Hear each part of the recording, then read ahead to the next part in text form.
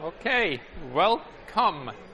Welcome to the second lecture of Module 2 of EE16. I see we have a fewer faces this time than last. I optimistically attribute this to the midterm, which from initial feedback I understand went really well. So I'm sure Professor Ranade is extremely happy about that, and so I'm sure, well, are you? Okay, so second module, lecture 2, we are talking about circuits. Our big goal is to design a touch screen, just the one, like the one that some of you I see are actually perusing right now. But before we jump right back into this, today we are gonna learn sort of a technique or a language, if you want, for analyzing circuits that we're going to use throughout whenever we deal with circuits. So this is really important. You need to learn how to do that. And there are several ways to do that. So we make it hopefully easy for you so that you all can learn this language.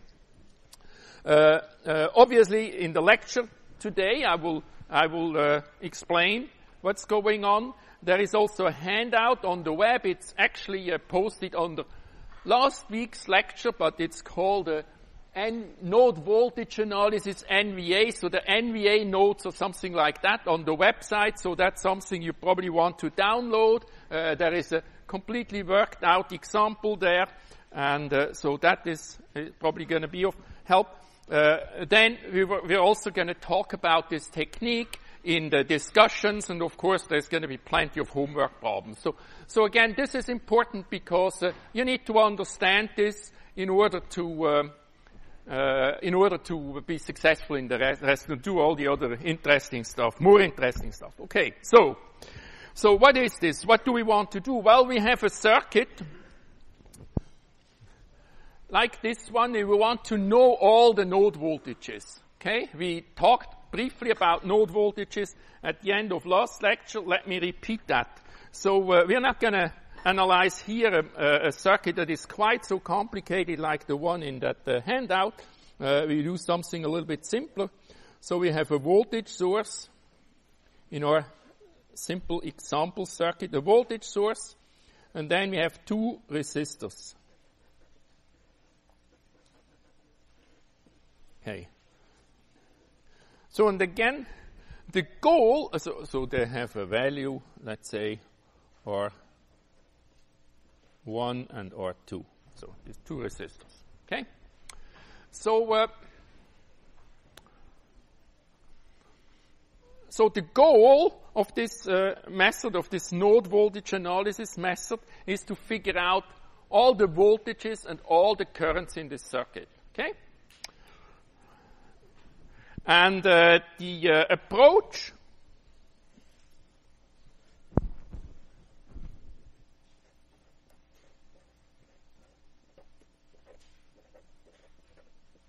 so the overall approach, of course, is that we're going to use equations. No big surprise, right? And we have Kirchhoff's equations.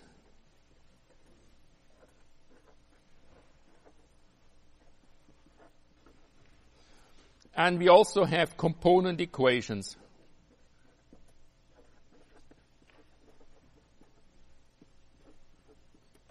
Like Ohm's law. Ohm's law. And of course, if we have more components, there may be other equations also that describe those other ones. Okay?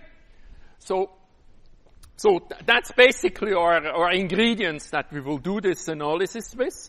Now, if you look at that, you will quickly find out that, wonderful, you can actually write down a very large number of equations, and you will find, if you do that arbitrarily, you will find that, first of all, you have more equations than you need, and secondly, they are, not too surprisingly, linear dependent on each other. We don't want that, right? So what we want is a technique that gives us just the right number of equations that we need to solve our problem. And also, if we can help it, sort of the minimum or close to the minimum number of equations to solve a particular problem. Okay? So a technique that does this is called node voltage analysis. So that's the technique. So I should say there are lots of ways to do that, and in fact, the technique that we are using this semester is slightly different from the technique that was taught last semester, but the result is the same. Okay, so the technique is called node voltage analysis.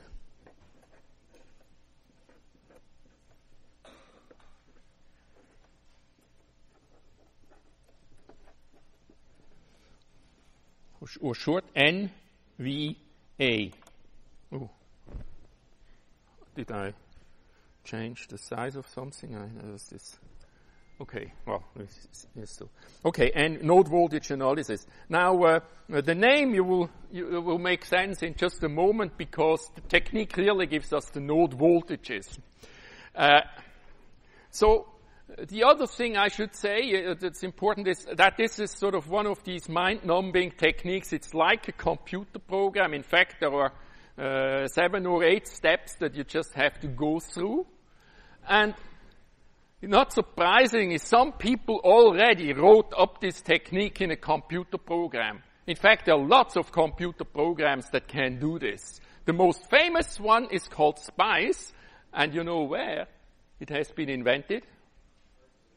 Berkeley, right in Corey Hall. Professor Peterson and some co-workers, they invented that, and it really has been a boon for the industry because it allows us to analyze very complicated circuits. Without that, there wouldn't be any smartphones today. Okay. All right. So it's a technique that we can sort of apply like a computer. Okay. So now again, we are going to analyze this particular circuit here as an example, and we are going to proceed in techniques, so in steps. So it's like a procedure, or if you prefer, you can call it a program.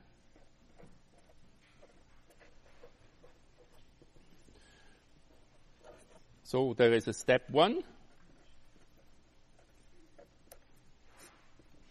So if we want to know something about node voltages, what is the very first thing we need to do? Well, if I wanted to know the voltage at this particular node here in this circuit, would it have a value? Why not? Okay, I think I read it off the lips of somebody already. So the reason is that there is no reference node. Without the reference node, it's like sort of asking how tall is Mount Everest.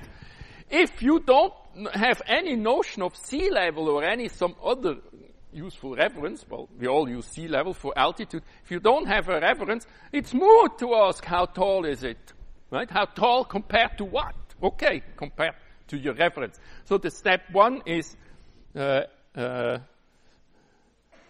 choose reference.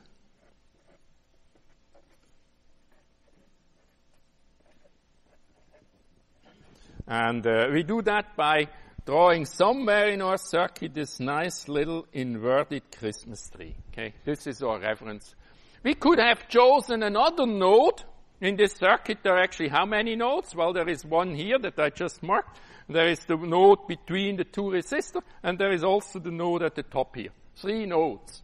I could have chosen any one of these 3 nodes as reference. It doesn't matter. It's just afterwards we get voltages or node voltages with respect to that point. Okay, like it's choosing sea level somewhere else. Okay, so step 2.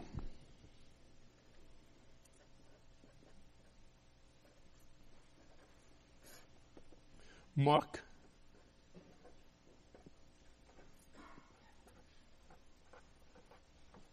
known node voltages.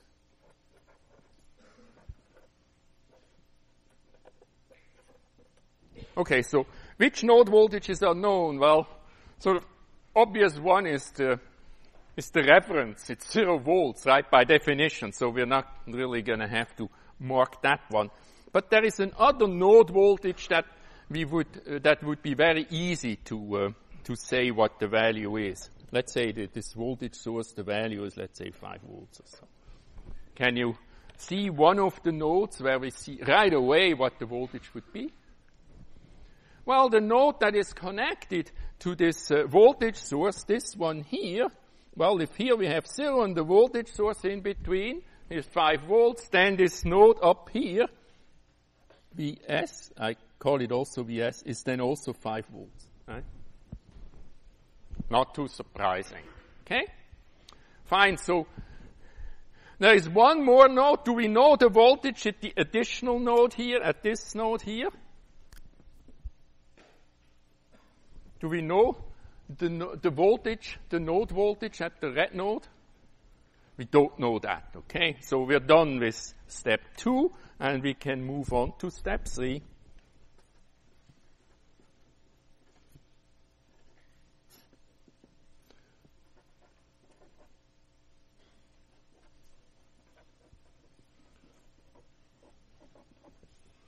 Node voltages, unknown this time, okay?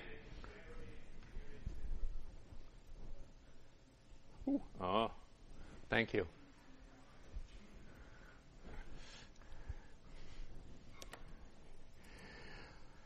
Okay, so unknown node voltages, well, we've already said that this one here. I call it Vn1 so that I remember. And I also put it in red so I remember, hey, this is something that I don't know and would like to find out. This is the whole point of this node voltage analysis. Okay?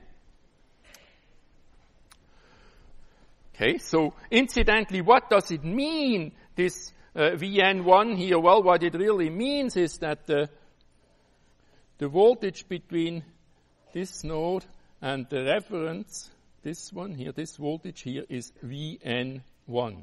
That's the meaning of node voltage. So node voltage basically is a shorthand that we don't have to indicate where the plus and the minus is. The plus is always at the node that has the particular node voltage, Vn1 in this case, and the minus is always where the reference is, the inverted Christmas tree. Okay. So this was easy. So now we finally, you see, these steps are really, they're meant for a computer. Step 4.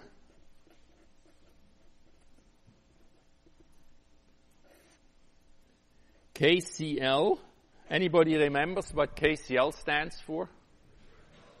Kirchhoff's current law. Okay, so we're now going to write Kirchhoff's current law for all unknown, all unknown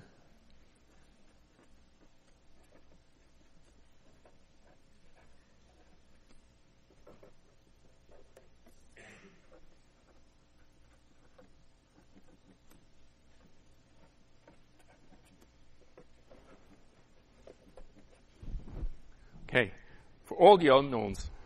Okay, so obviously we need to have an equation for all the unknowns, so this kind of automatically does this for us. So, actually, you know what? This is going to be step 5. I went ahead of myself, so step 4. Sorry about that, it's more tedious. So, step 4 is mark element voltages and currents.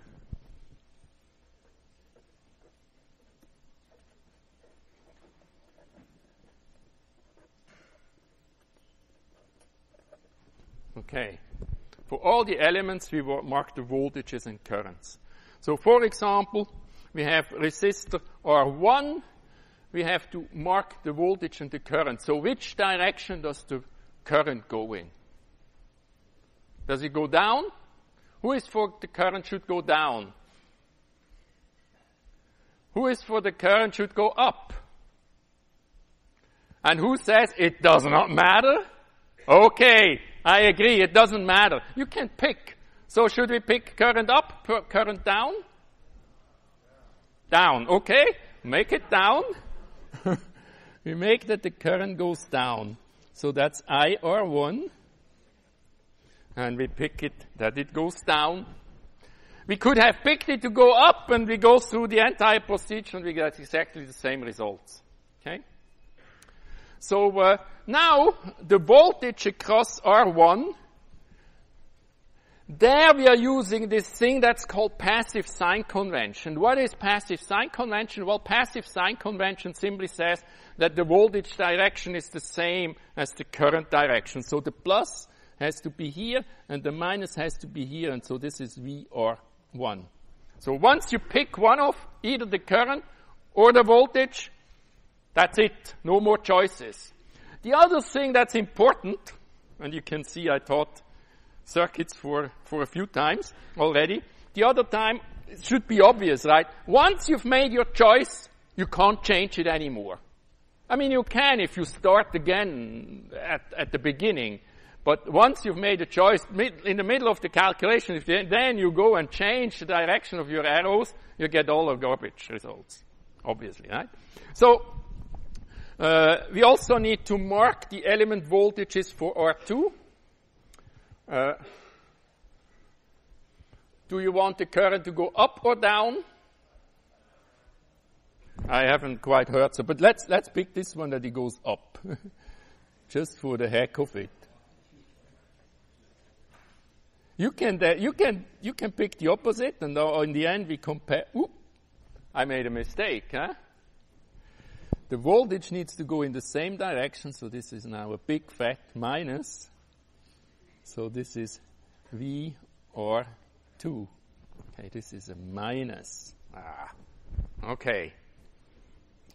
All right, now we're at step 5. Well, we already wrote down what step 5 is. Write Kcl equation for all nodes with unknown node voltages. So fortunately, I marked those with in red, and unfortunately also there is just one of them, so we have only one Kcl equation to write. Well, what is Kcl? Kcl simply says the sum of all currents leaving the node is equal to the sum of all currents entering the node. So now, there seem to be two currents coming out of this node, IR1 and IR2, and they're both leaving, so the sum of these two currents, IR1 plus IR2, equals 0. Okay? All right, so then, I think in the notes this is step 6. Whatever. So now we're gonna. Is there a question about this? Anybody unsure? Okay. Both of these currents, because we declared IR1 going down, so it goes out of node Vn1, and IR2 going up, it also goes out of node Vn1. We have to add all these currents that are leaving the node together, and their sum must be equal to all the currents entering the node. Well, there is no current coming into the node, consequently the sum must be 0. Okay? So that's what he wrote here. Okay? We agree? Fair. So now we're gonna, step 6.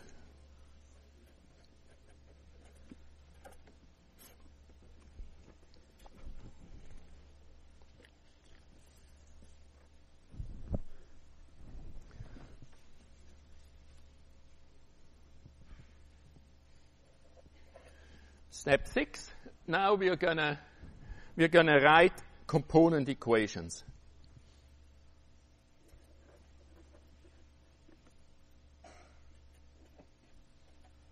We're gonna write component equations for all the components that are connected to our different, or in this case, just one unknown node voltages. So these are R1 and R2 in this case. So we're going to write I R1 equals, well, that's just Ohm's law now, V R1 over R1. And likewise, I R2, V R2 over R2. And so incidentally, just sort of a quick remark here. Here it's important that we use passive sign convention.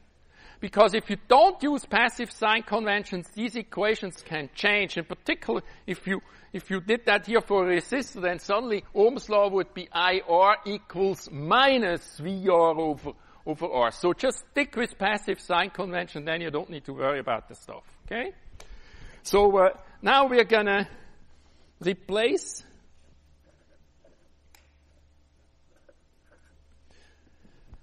the element voltages VR1 and VR2, we're going to replace those with node voltages. Why do we do that?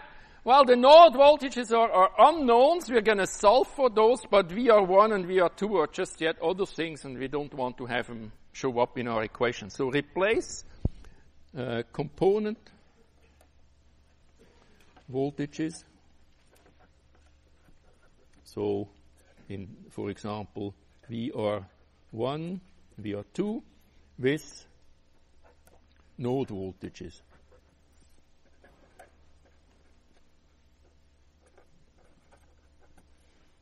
So Vn1, and there could be, of course, other ones. In this particular case, there are not. Okay? So how would we represent VR1 with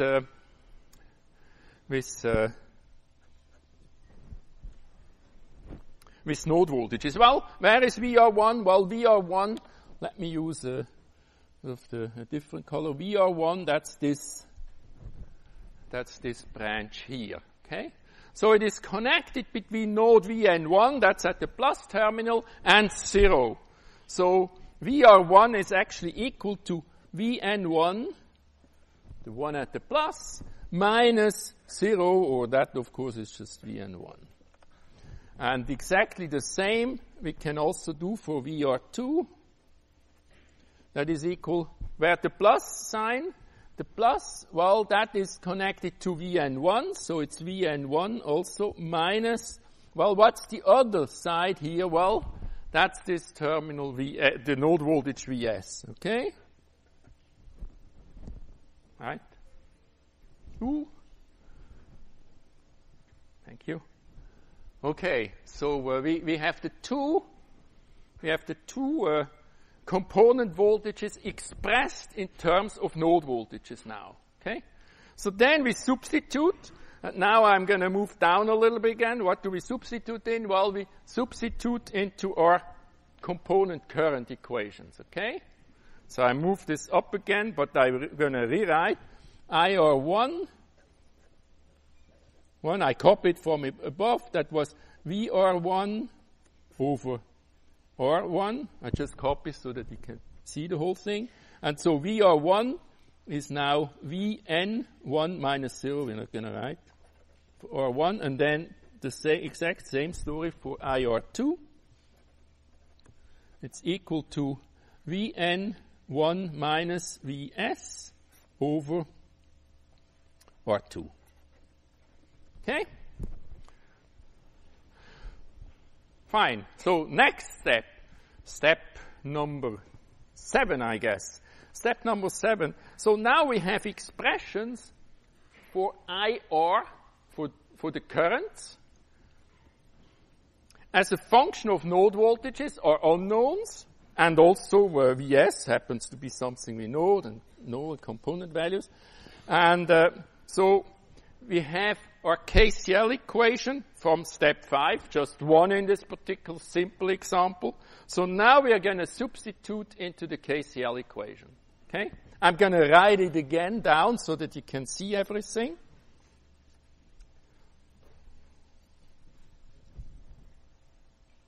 So we have step, what was it, step 6 we were at. Okay, so this is going to be step 7. So substitute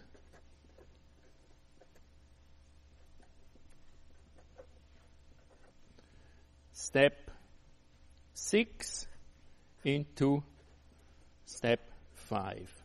So step 5, again, that was, if you look up in your notes, was IR1 plus IR2 equal to 0. Okay?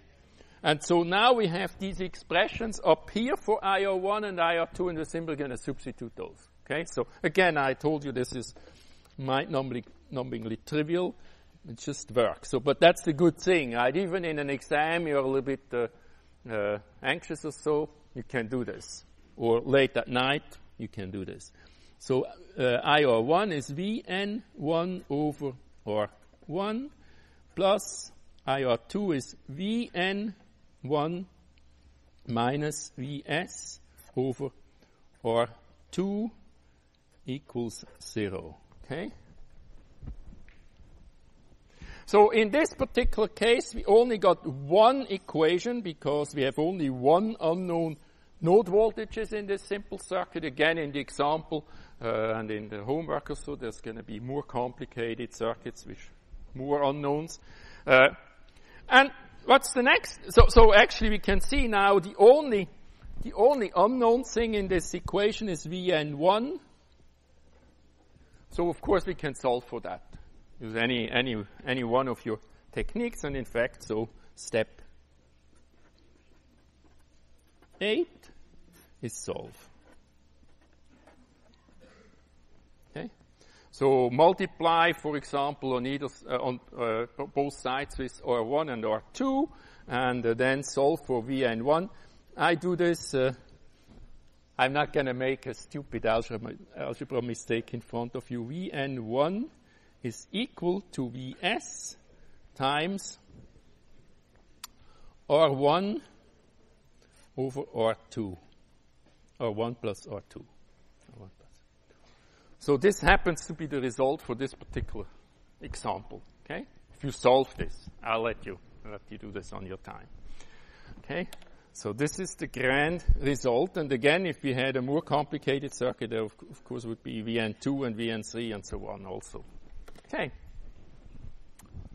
So, kind of we were lucky with the example that we picked, because this example, it's not only a good example for node voltage analysis, but it actually, this result turns out to be very useful. It's so useful that this actually is called voltage divider.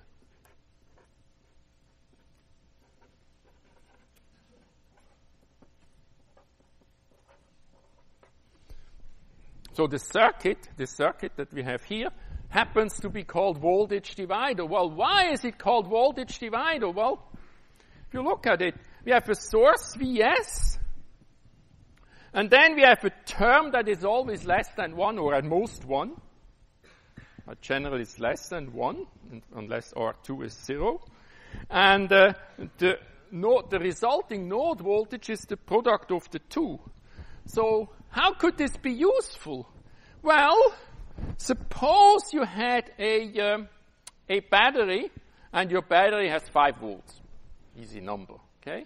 But in your circuit, for some reason, you actually need 3 volts.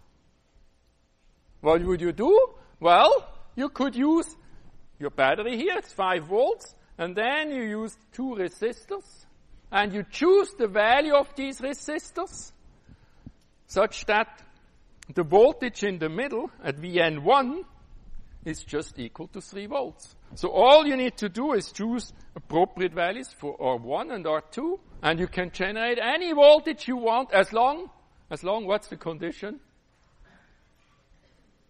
It got to be smaller than Vs.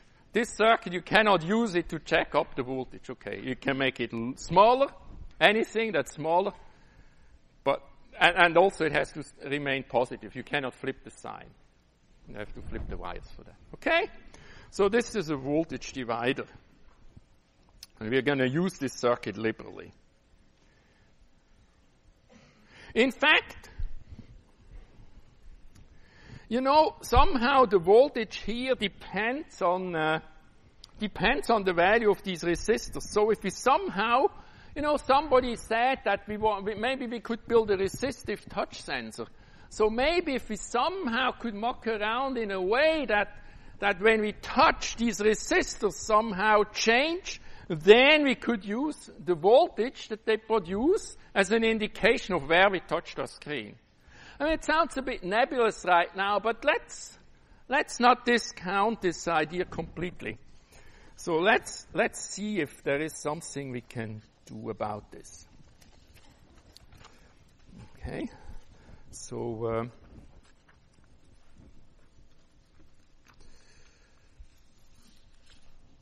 So in order to do that, make this all blue. So let's look at resistors.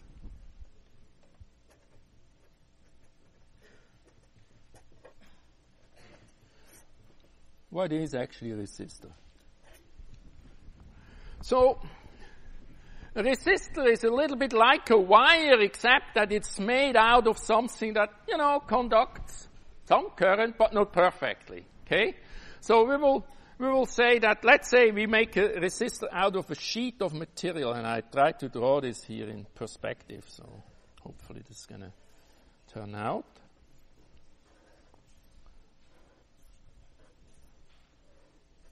So this is our resistor. So this is some material, for example, could be copper or something else. Okay?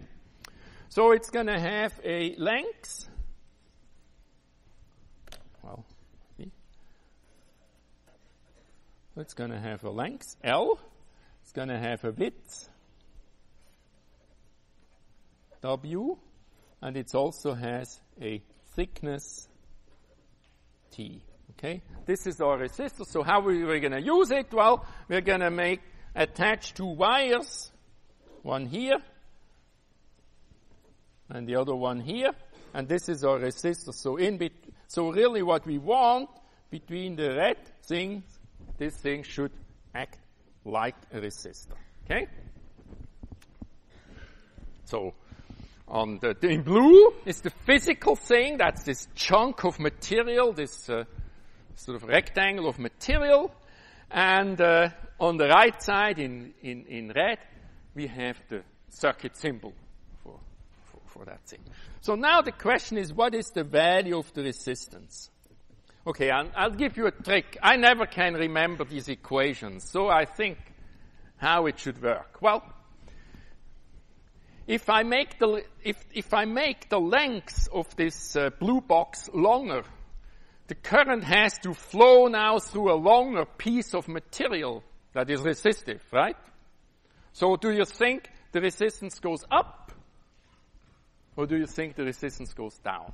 Who is for up? It goes up, right? Okay. So L. And then, if I make the width of this box, I make it wider, will the resistance go up or will it go down? It will go down. So there must be, we must be dividing by W. And the same thing, of course, if you make it thicker, it also goes down. You could think about it like a highway, right? If it's more lanes, probably you get through faster. Longer, well, it takes you more time, whatever. And then there is a proportionality factor, and this is called rho. This is, actually it's called resistivity. The symbol is rho.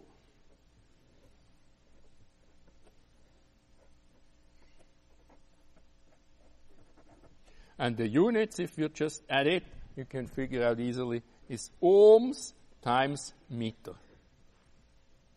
Weird units, but that's the unit. So then I downloaded this from the web, so this is not something you need to copy. In fact, you Google and you find much longer tables or so.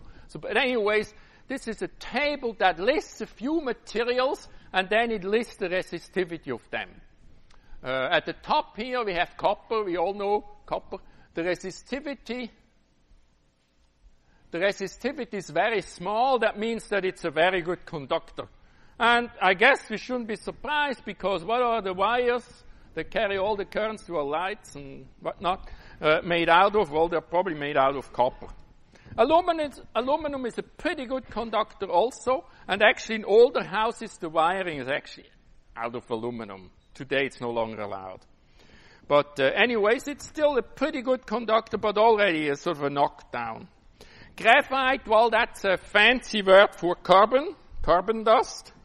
So basically coal, right? And, it's a conductor, but you can see it's like 2 orders of magnitude or so poor conductor. So if we want to make a wire, let's use copper, okay?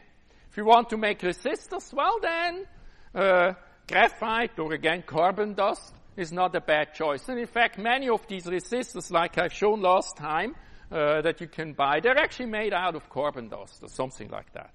Sometimes some mixtures. So, silicon, well, you know that our chips, integrated circuits, the stuff that power the computer, that powers your smartphone and so on, they're made out of silicon. Silicon is a little bit a special case here. I don't like it too much that it's on this table because silicon is a semiconductor.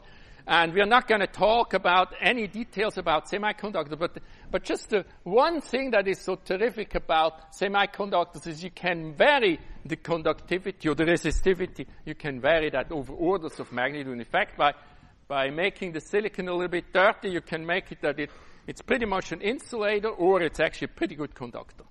Okay? And so transistors and so on, they use that stuff. But we're not going to get into that. And then there is quartz. Quartz, that's actually silicon dioxide glass. You probably know this as glass. Well, that's a pretty lousy conductor. In fact, it's not a conductor. You don't get current flowing through glass. Okay? All right. So the important thing to carry away from this table is that there are lots of materials. There are much longer tables or so. And you get the resistivity for anything you want. And if you want to change the value of a resistor you can choose either a different material that has a different resistivity, or you can change the dimensions, make it longer or make it wider or so. Okay? So we can. So that's about resistors. Okay. So now getting back to a touch screen.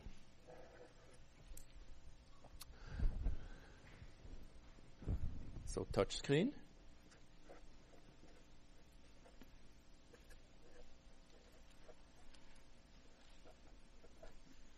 So what is it that we want to do? If this is your smartphone or whatever gadget that has a touch screen, well, what we really want is that we sort of think of the touch screen to be divided up into regions that, for example, we could call pixels. And what we want is that our touch screen tells us, well, this is the point where it has been touched, okay? So it's probably obvious to all of you. So that's what we want to do. We want to know how high up and how far left or right. So now, could we make this out of a resistor? So actually, I have a little bit space left here on the right side. So let me try to make this out of a resistor. So we're going to use, I'm nevertheless going to make this, need more space afterwards. So I make this. This is a resistor, but now this is top view here. Here that's sort of a perspective view of our resistor. Now here we are looking simply at the top of our resistor. It has a width, W, and it has a height, L. And so, of course, we could figure out, if we also know the thickness, which is into the page, we could figure out the resistance. We need to know also what material it is, but let's not worry about that now. So then at the top and at the bottom, we're going to make contacts, basic piece of copper or something else that conducts well. So we can attach to this. So this whole thing now is really going to act like a resistor. Okay? So then we can make a circuit out of it. We can, between this node and this node, we can attach a voltage source.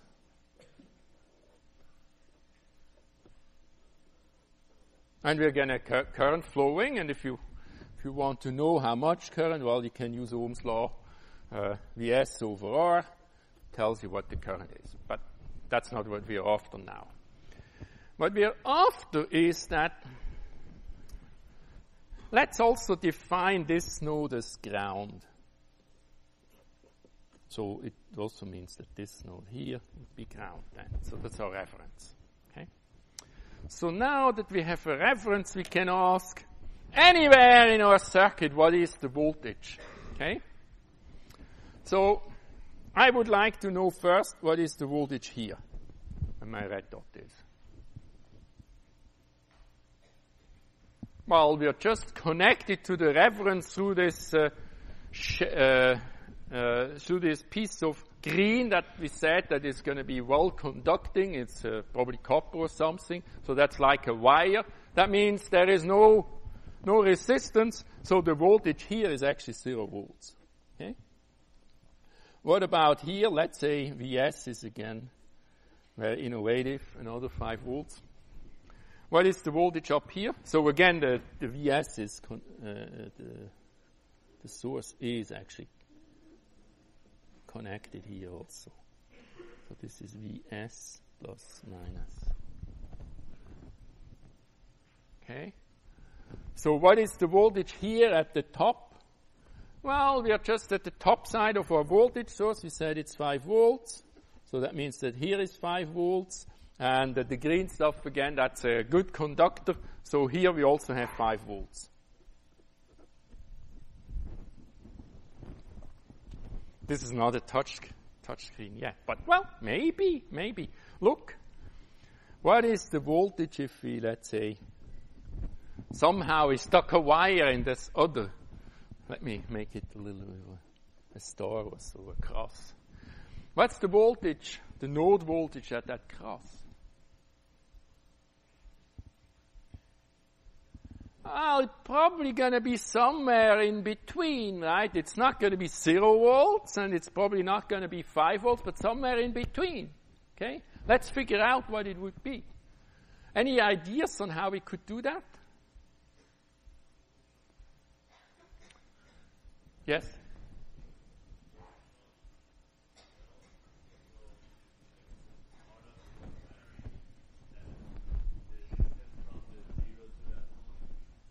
Yes?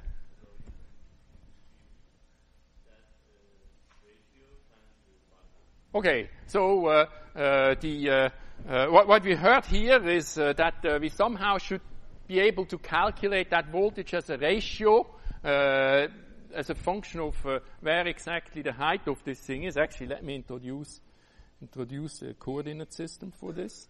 So let's call this coordinates y, so it's same as it's going to be in the homework, and this is then y1. Okay, so that's the solution. And you have great insight because the solution you propose is actually correct. But let's figure out a way on how to do this. And so the way we're going to do this is we're going to simply break up this resistor with this rectangle, if you want. We break it up into 2 pieces. We sort of do as if the piece at the top was one resistor and the piece at the bottom was another resistor. And the reason that's a good thing is that then we have a circuit with 2 resistors, and heck, that's a voltage divider. We already know how to calculate things. It's that one. Okay? So let's do that. So we have now 2 resistors. The length of this one, if you want, L1 is going to be equal to Y1. And the length of this one, well, that has to be L minus Y1. Okay?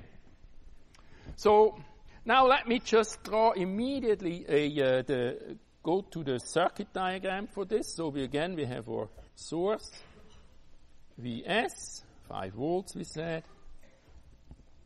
Then we have the first resistor and we have the second resistor.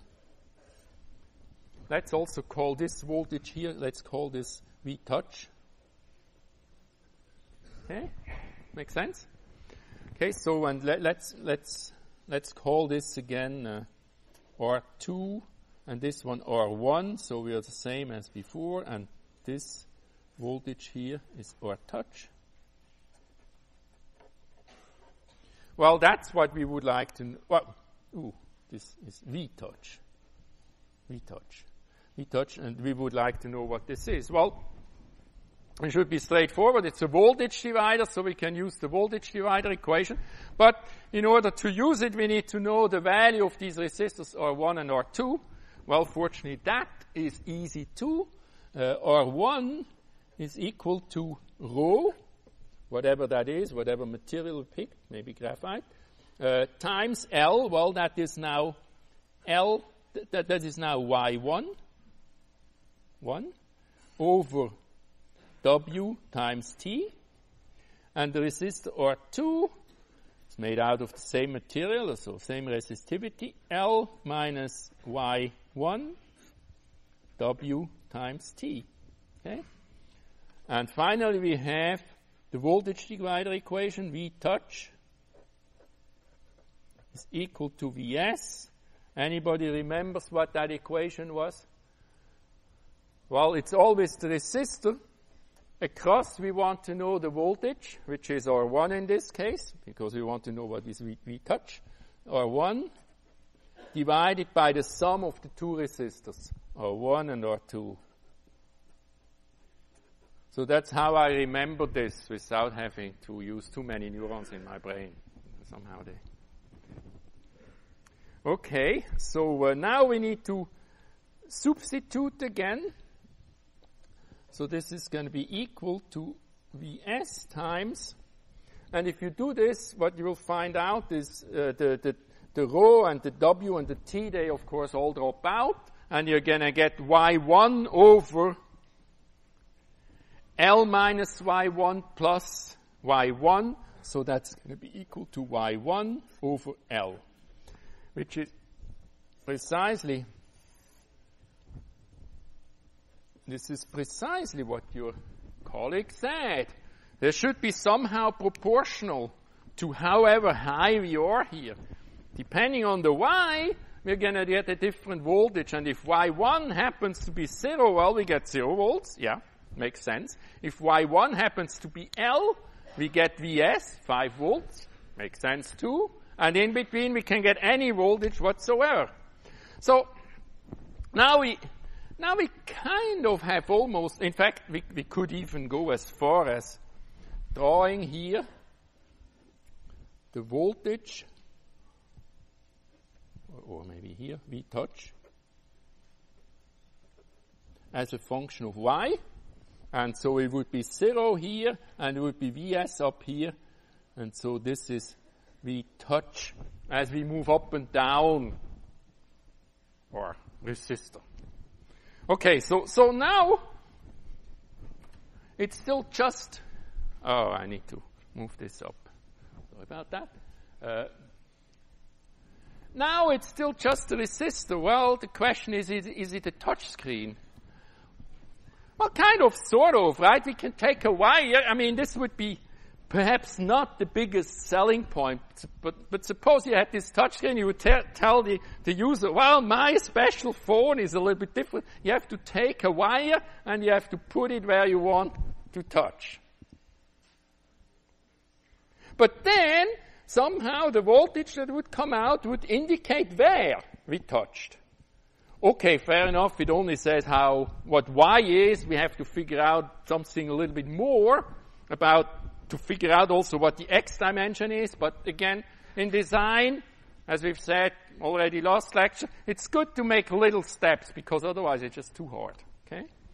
So that wire business is a bit disconcerting. We really don't want to tell users, for our smartphone it's somehow better. You gotta put a wire there. But maybe you have an idea. Maybe there is a better way to do that. Okay, let's draw a side view. 8. Already has all these marks. 8. So touch screen.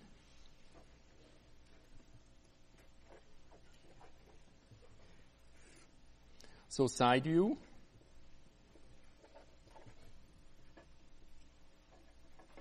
Okay, so we have our this resistive screen. We now look at it.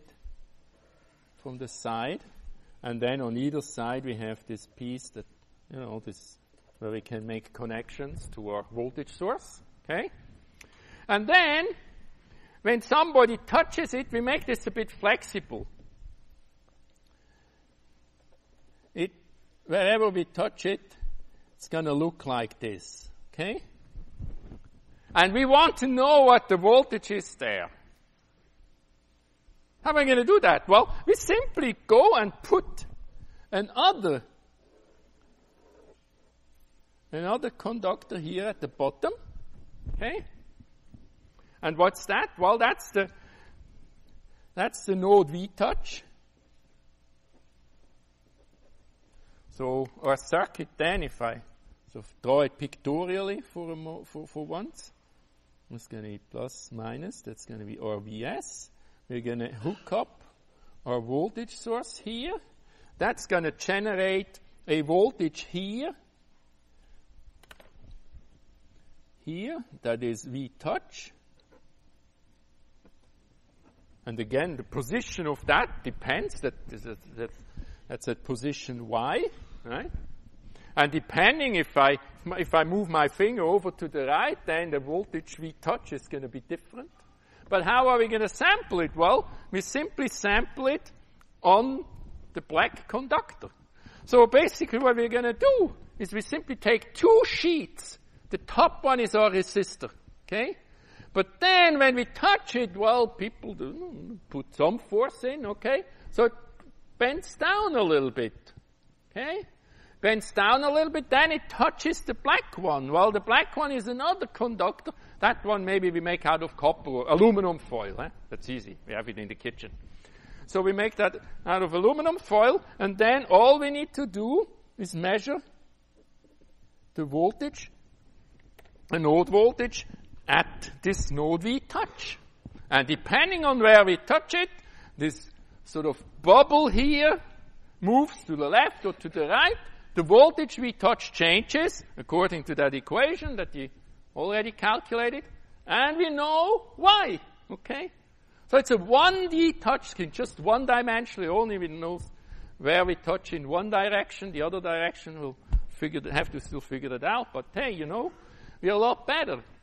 Remember, last time we needed to have basically a switch for every one of these pixels here, and that was lots of switches and lots of wires, and it was a big mess. It was a start, but this is better, okay? I like this a lot better, okay? So does this make sense? We have a 1D resistive touchscreen. It tells us exactly where we are touching. How does it tell us? Well, it tells us by a voltage that varies between 0 and Vs. Vs 5 volts, that voltage is going to change between 0 volts and Vs. Incidentally, the way you build this normally, I looked it up, phones are made like that. They simply put little dimples here in sort of, so that the top, the green sheet, must be a little bit flexible, is a bit suspended. Okay. We're not going to get into those details. We just say, the rest is solvable. We have a 1D touchscreen. I believe there was a question back there. Yes.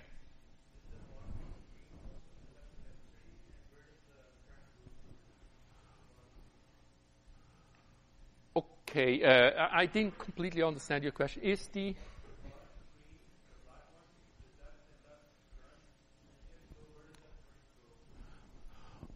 Okay, so the question is that the bottom screen, the black one, is that conducting current, and where is this current flowing?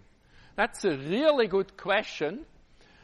Really, I guess what it involves is that, or what it gets to, this question is that the touch screen in your phone doesn't say, you touched at voltage 3.2 volts. It tells you coordinate, right? So what we need to do is, let's say this V touch is 3.2 volts. We somehow need to do something with this. Ultimately, what do we want? Well, we want that this is going to be a number in some kind of a program that runs on the processor that's inside your your phone or your tablet, right? So we have to do something a little bit extra now. We have to build some kind of a gizmo that takes V-touch, and then it converts this in a number that we can use inside a computer. Okay, and whether or not current flows into this black wire, well, that depends on what that gizmo that makes this measurement, what that gizmo is. Okay. Right, maybe that gizmo needs a lot of current, well then a lot of current flows. Maybe that gizmo doesn't use any current whatsoever, and then no current is flowing in the black screen. It's just passing on the voltage, okay? All right, so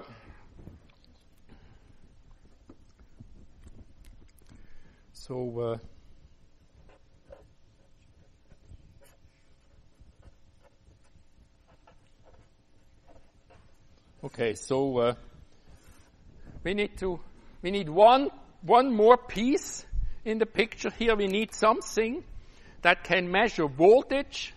And when we are at it, let's make it that we have also something that can measure current. So we have an instrument that can measure voltage or current.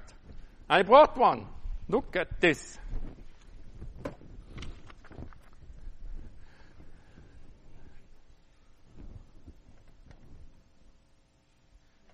Okay, so that's our instrument, and you already know this.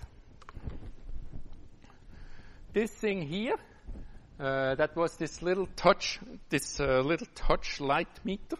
Okay, so now what I do is I hook this up to this meter. So then conveniently, we have here a ground node that is sort of at this post here. I guess you cannot see this extremely well, sorry about that. And then we can have the other terminal. We can hook this up to this thingy here. Well, if you actually could see something, this would be a resistor. Then we need to turn this on. It has all sorts of positions. It can measure volts and amps. It can also measure ohms. Hey, that's a fancy thing, but we want volts. Okay, so now apparently it says it measures the voltage. You just faintly can see this measures voltage of 0. Okay? And then if I put my finger here, the microcontroller detects my touch. So there's a different touch screen. It's capacitive. We're going to get to this. And it measures only 1 point, so maybe more of a touch button.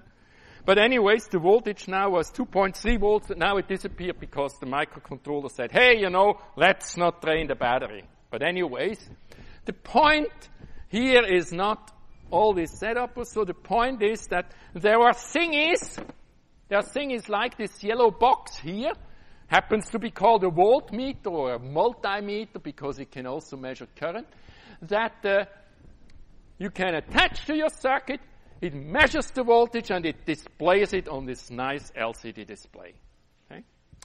Now, even better, this thing is, of course, if we want to look at that voltage in the lab or so, it's very convenient to have a big box like this one, right? Because we can see the voltage right away. We can read it off the screen. But if you're a little computer that is inside a smartphone, that's not what we want.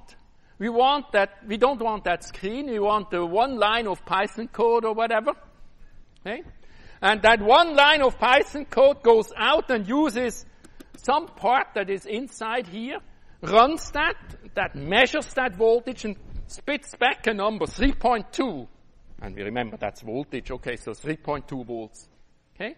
So there is some kind of a gizmo inside here, inside this one here, that we want to have in our microcontroller. Now, I already told you that the big black rectangle here, that happens to be a microcontroller. So it's a computer just like your laptop.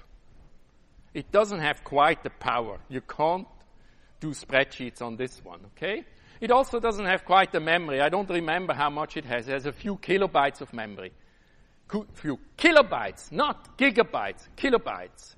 But it costs 10, 20 cents. And and that your laptop CPU doesn't have. It has this gizmo that allows us to attach a wire to one of its, they're called pins, on the side, and then you run a line of code, for example, Python, and it tells us, yeah, the voltage on that pin is 3.2 volts, or 1.6, or whatever, okay? And so that's inside there. The cost of this is near zero because of Moore's law, right? Transistors and all of that is very cheap. So the manufacturers of these little computers, they just throw it in for free. You can use it. If you have a use for it, for your touch screen, use it, and otherwise it's there. It didn't cost much, okay? So it's actually not difficult to do this. Designing the thing is a little bit, but we're not going to get there, okay? So volt and ammeter. Now let's look a little bit. How we are actually going to use this. So again, let's stick with the circuit that we have. So we have our voltage Vs, and we have our two resistors, or 2 or 1, and we have our count node. And let's say again that we wanted to know what this voltage is here, V touch. And again, the value, of course, depends because the values of these resistors, they actually vary depending on where we touch. Sometimes I indicate when components can vary in my schematic, I indicate that with this arrow here. You don't need to do that, but, you can. Okay, so here we're going to put our voltmeter. Now, so the yellow box, or if you prefer the equivalent yellow box, much smaller and probably not yellow, inside this little thing. And what it does is it samples this voltage and it spits out a number that you can either read off the screen or use in your program. Okay? So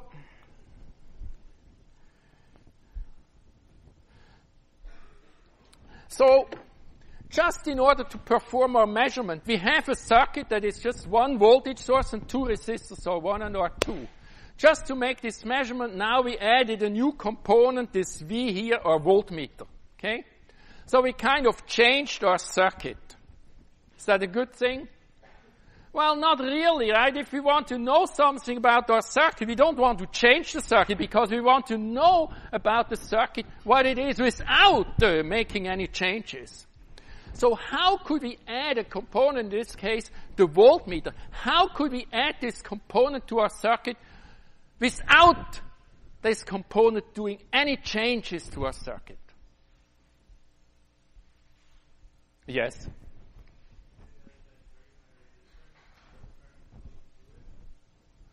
Okay, so the resistance of this V box should be what?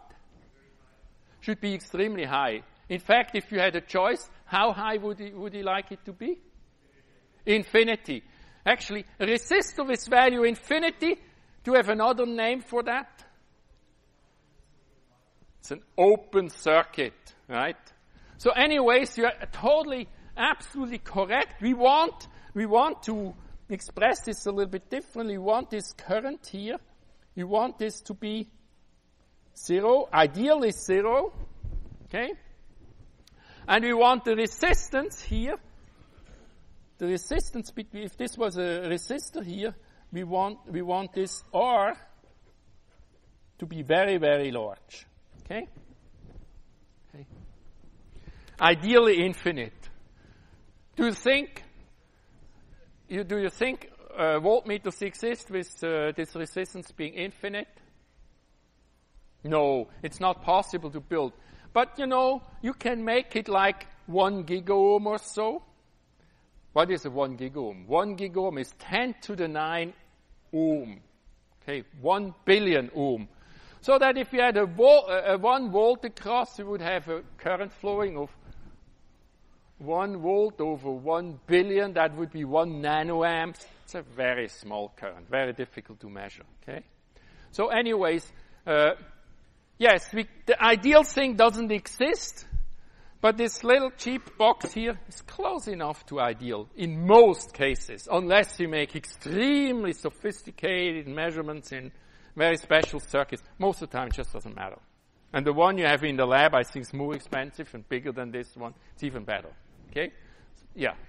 So. Oh, how does it turn this voltage into a number exactly?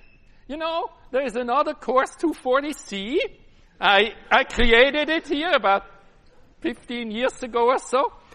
Do you want the little interlude now? It's going to only take 3 or 4 weeks or so, and I can speed through how to do this. Okay.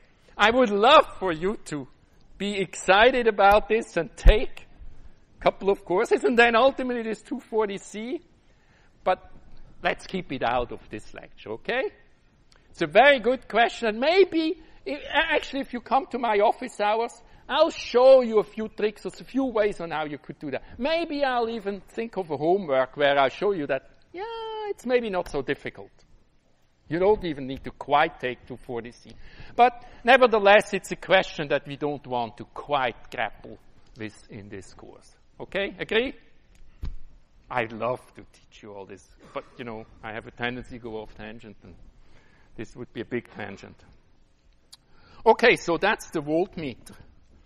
So, but when we are at it, there is, of course, also the ammeter.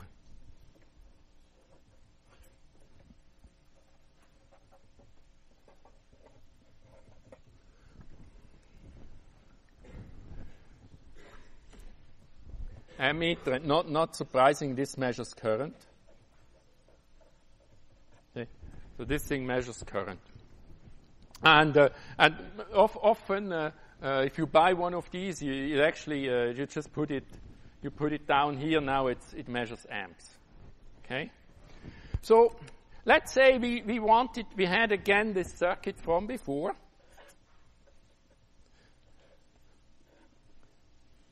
And,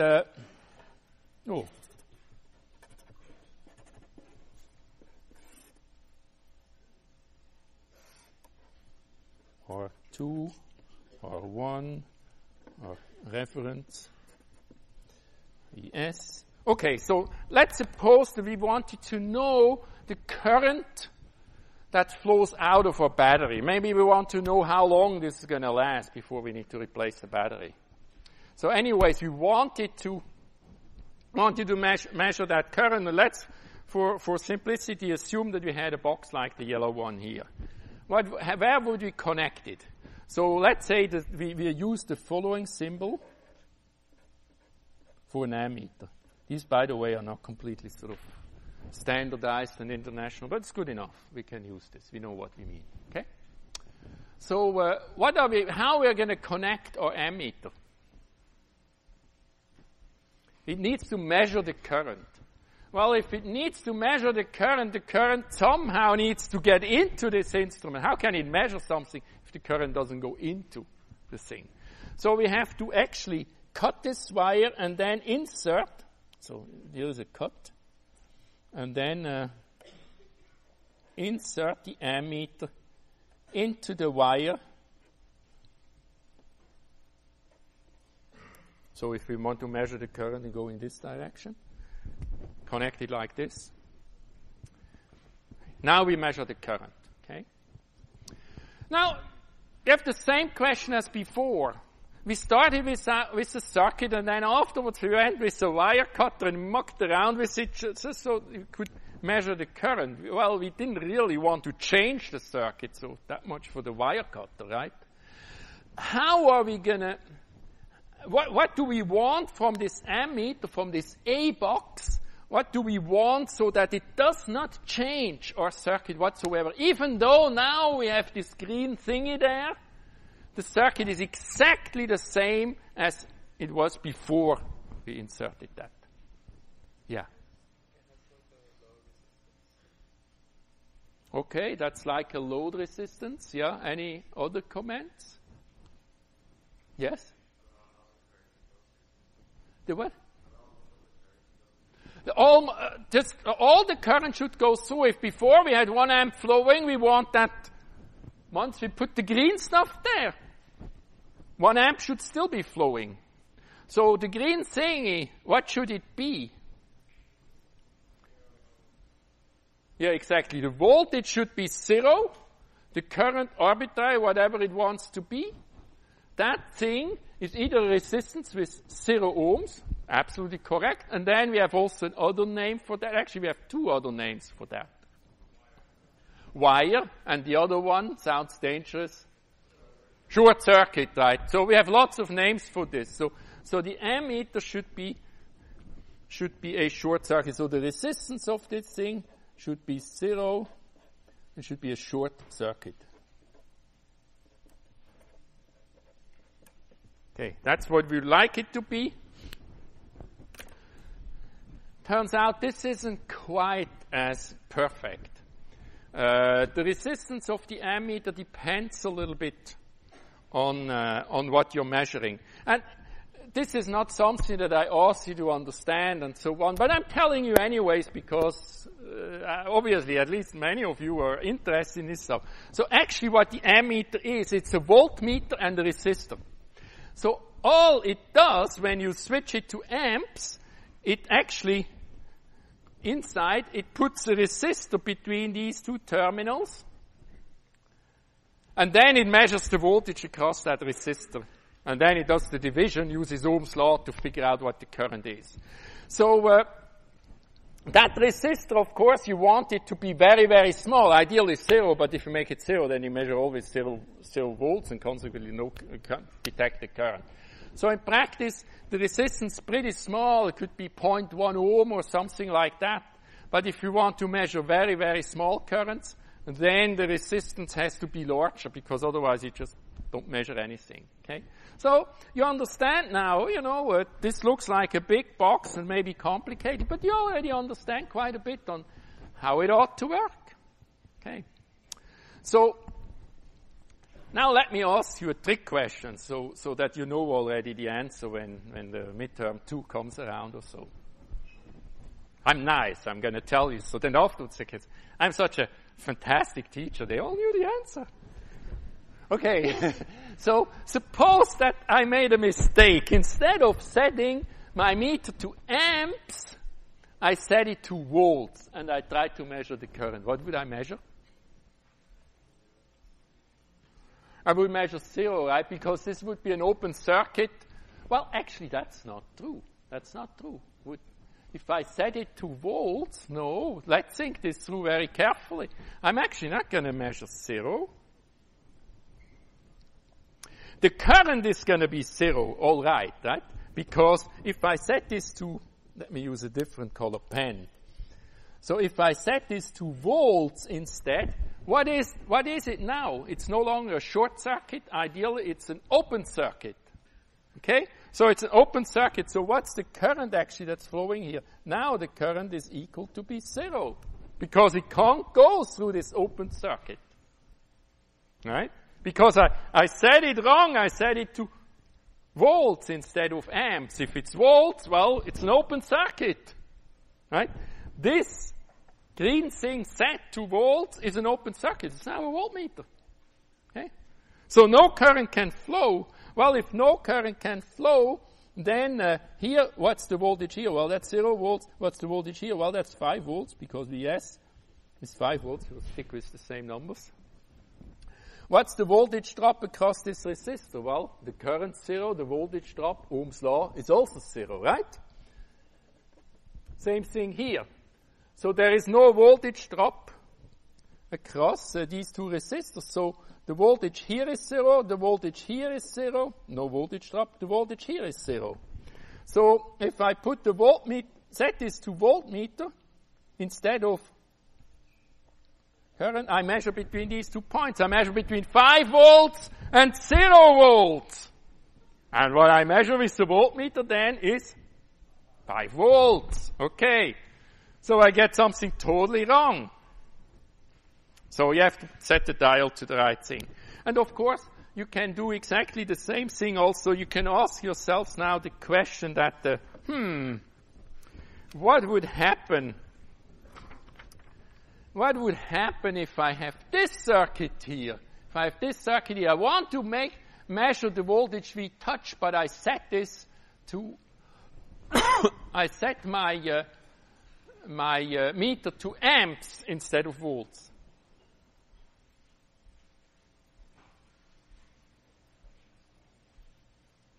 Now, what would be the current that's flowing? Well, this would be as if I made a short circuit here.